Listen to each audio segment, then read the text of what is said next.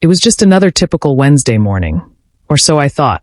The sun had barely crept over the horizon, casting a pale orange light through our bedroom window as I went about my usual routine. I was getting ready for what I assumed would be another busy day, just like any other. David, my husband, kissed me goodbye before heading off to work, as he always did. He worked in finance, a high-pressure environment that often left him exhausted and distracted. I worried about him more than I let on. But that morning, something about him felt different. He wasn't just tired, he was distant. His eyes didn't quite meet mine, and his smile seemed more like a mask than a real expression. I told myself not to overthink it. Everyone has off days, right? Hours passed. The day rolled on, and I threw myself into my tasks, trying to shake the unsettling feeling lingering in the back of my mind. That strange sense that something was brewing, just out of sight. And then, in the early afternoon, my phone rang. An unknown number. I almost let it go to voicemail, but something compelled me to answer. The voice on the other end was unfamiliar, calm, composed, but with a tone that hinted at something serious. "Hello, Mrs. Miller," the man said. "This is Ethan. I'm David's boss. I hope you're doing well." My stomach tightened. Ethan. I had never spoken to anyone from David's work before, let alone his boss. What could this possibly be about? Before I could ask, Ethan continued. "I wanted to talk to you about something important. I know this might come as a surprise, but I think you deserve to know what's been going on. David's been staying late a lot lately, more than usual, and there's something that's been weighing on him." I felt a jolt of panic. My mind raced. Was David in trouble? Was he hiding something from me? 1,000 scenarios flew through my head, none of them good. But then Ethan's voice softened.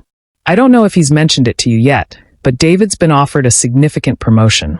It's a huge opportunity, career-changing really, but it would require relocating to another city. It's not just a job change, it's a life change. And I didn't feel right letting this go any further without knowing how you felt." For a moment, I couldn't speak. A promotion? A move? David hadn't said a word to me. Something that big, that impactful, and he'd kept it from me completely. It felt like a rug had been pulled out from under me. I had always believed we shared everything, but now I wasn't so sure. Why didn't he tell me? I asked, barely managing to keep my voice steady. Ethan paused.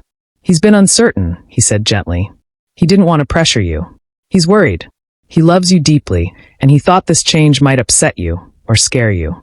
But if he's going to take this step, he's going to need your support." I hung up the phone in a daze. My thoughts were tangled, my heart pounding. A promotion should be a good thing, something to celebrate. So why did it feel like I had been blindsided? That evening, when David walked through the door, I could tell something was still eating away at him. He looked even more distant than he had that morning.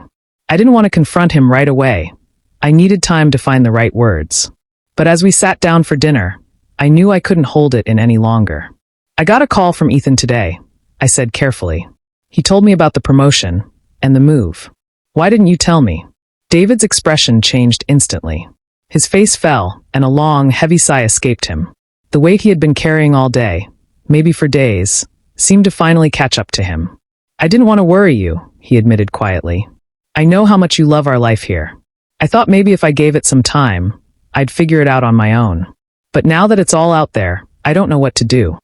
I could hear the conflict in his voice, the desire to seize this opportunity clashing with the fear of hurting me. And I realized something in that moment. David hadn't meant to deceive me.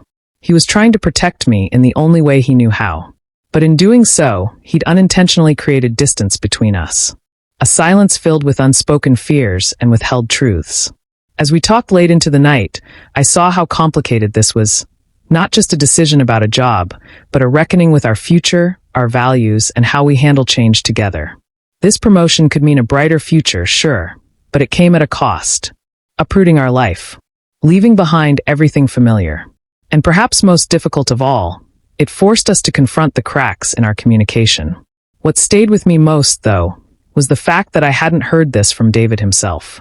The first I learned of it was from his boss, a man who barely knew me. That call had shattered the illusion that I was completely in the loop when it came to my husband's world. And that realization hurt more than I expected.